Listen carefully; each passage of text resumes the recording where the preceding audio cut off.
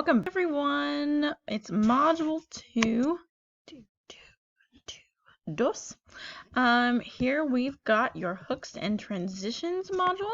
I know on your calendar it says transitions, and I decided we're gonna put hooks as well. This shouldn't be a very long module. So we're gonna try and keep this one short and simple because these are, as my caption says right here, small but necessary components of the writing structure. All right, so let's get started with this lovely PowerPoint. Look how green it is because it's springy outside. I'm looking outside right now and it's slightly overcast, but it's 70 degrees. How fun. Okay, so moving on. Just kidding, that's not moving. Okay, cool. Let me see if I can click it.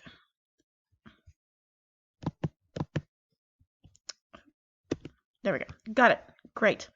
Gotta love technology. I'm learning, you're learning, everybody's learning, except maybe not so much. Okay, so small but necessary. We're going over hooks and we're going over transitions. Okay, for hooks, obviously you guys know that they're the first sentence of the entire essay, and they're supposed to draw the reader in. They're sometimes can be harder than you think, but they should include an element of showing versus telling. You might have gone over that in English 1105 or some kind of earlier English class that you might have had, and if not, that's okay. We're going to go over that a little bit later. And so transitions should occur between every paragraph, and they're usually subtle. They shouldn't be something that screams, here's a transition, not like a major like T-Rex in your actual essay. So they're very subtle things that just let you know we're going from one topic to another or one main issue to another. And it follows a specific formula from the known to new format. You might have heard that in high school, maybe not. If you haven't, we're going to go over that too. And it allows readers to follow some main points without feeling lost or feeling overwhelmed, actually. Especially with your essays, you're going to be going over some things that are pretty complex, lots of different issues or maybe some different topics that people haven't really gotten to dive into yet. So with your topics that are a little complex, you might feel the need to do some background research or filling your audience in. And if that's the case, your transitions are going to help your audience feel a little more at ease. So we're going to start with hooks. And I don't want you to feel like this is something you should spend a lot of time on. So just try one of these options that we've got on the screen. You can start with a story, you can start with statistics, an interesting fact, a question, or a controversial statement. Any of those things are usually a good way to get someone's attention.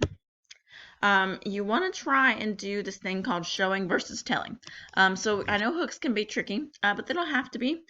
You want to, again, make sure that writing is a conversation. We talked about that in Module 1.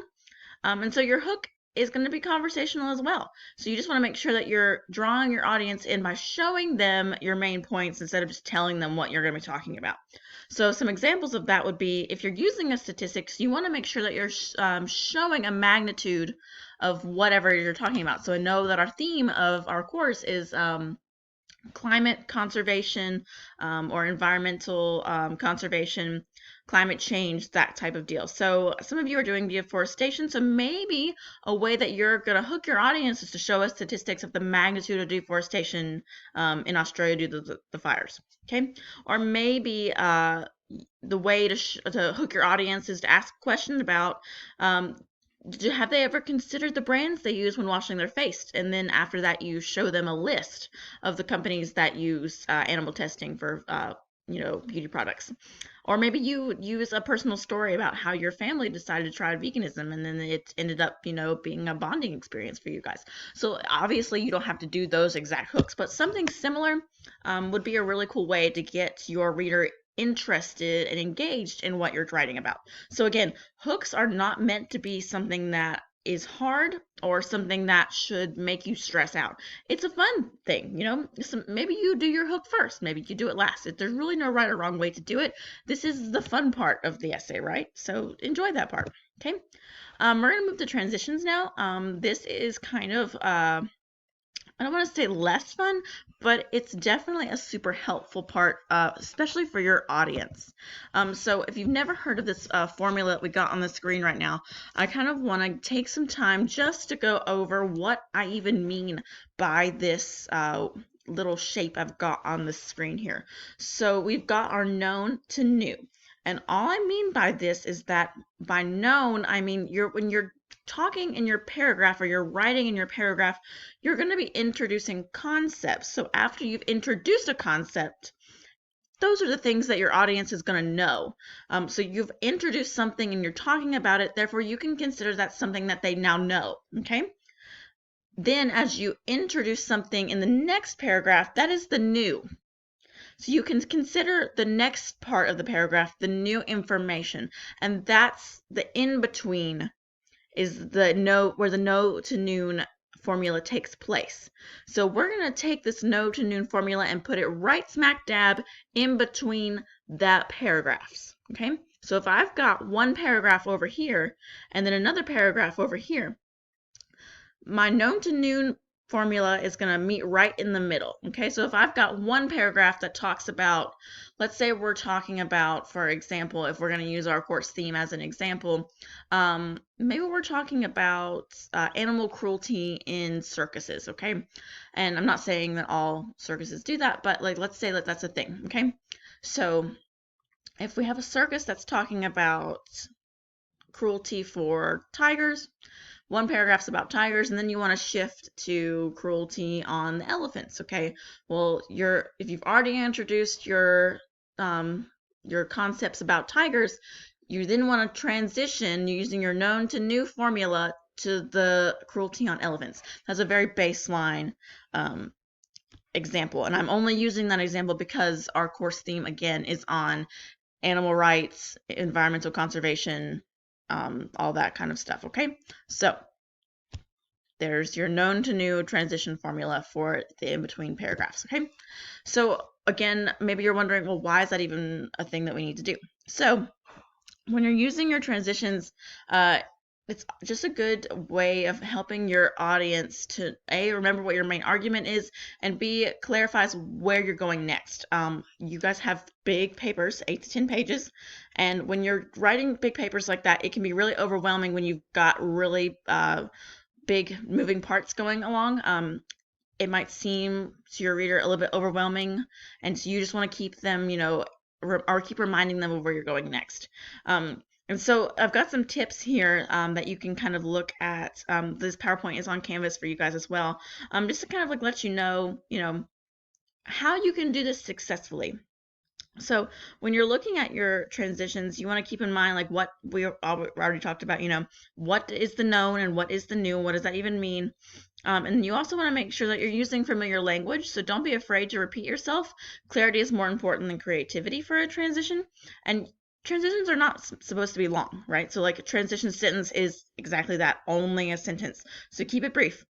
One sentence, maybe even a sentence at the end of a paragraph and the beginning of the next paragraph. So a total of like 2 sentences maybe. That would be the most I would give you. And here's a really good example of how a transition would function. So again, we've got these 2 paragraphs here. I won't read it to you, but I just want to kind of highlight how they're functioning here. At the beginning of, or the end of the first paragraph, you've got the start of a transition sentence here, and it's kind of showing you that we're moving in one direction, and at the beginning of the next paragraph, we are then moving towards it's kind of showing you that we're moving towards a topic change. So again, it's helping you see that we're still talking about the same topic. It's just these subcategories that relate to the same topic, which is again all relating back to your thesis statement, which we talked about in the beginning of the year. So again, you're just thinking about, how can we really keep our audience on the same page as us, and keep them focused on what we're talking about without overwhelming them. Again, that's the main thing that transition sentences help us do, is not overwhelm our audience. Okay, so again, this is a really good example if you guys want to go back and refer to this as you are doing your writing. So just a quick recap. A hook helps the reader get engaged with the topic, and a transition helps the reader understand the moves an author is making. A hook allows the reader to connect with the issue early on, and a transition allows the reader to pause and consider connections between each paragraph. A hook establishes an ethos between reader and author because reader feels there is a reason to keep reading. And a transition establishes an ethos between reader and author because the reader feels as if there is a consistent structure that is helpful and easy to follow. So for your module 2 exercise, you guys will be doing something on Canvas. It's all I want you guys to submit for me is a hook for your essay. Just a small hook that you guys have been thinking about, and then an excerpt of your essay. Really all I want is 2 paragraphs from your essay that include a transition that you've been working on. And you can look at the sample that we've had in this paragraph or in this PowerPoint as a good go by to see what I want. Really, you just need, as I said, the 2 paragraphs, and the transition sentence can be highlighted so that way I can know you know how to write a good hook or and a good transition sentence. And don't forget that all these exercises I'm having you do for our modules, we've only done 2, so I just want to have this, reminder early on. All these modules, exercises that we're doing need to be in like your running portfolio, so that way they can go for your final project. Don't just keep turning them in and have them out there willy-nilly. You definitely want to keep them. You want to keep them somewhere safe, so that way you can turn them in for the final. Hopefully that all makes sense. This one is a little bit shorter than your last one, so enjoy that. If you have any questions about hooks or transitions, just let me know. And this is on Canvas for you, so that way you can look at the PowerPoint at your own speed. And I will be posting these to Canvas as soon as possible. Thank you guys for listening, and I hope you guys are well and are still washing your hands.